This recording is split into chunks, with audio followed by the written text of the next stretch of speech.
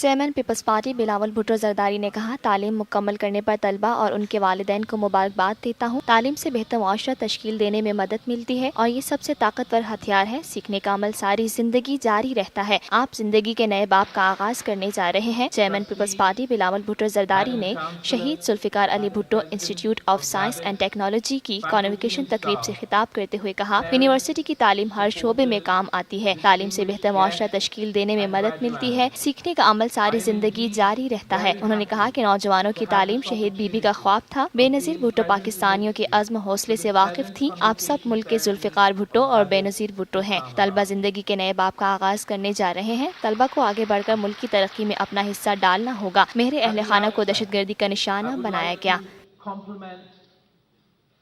یہ ہے TNN TV، دیکھتے رہیے تازہ ترین خبریں اور ایکسکلوزیو رپورٹس۔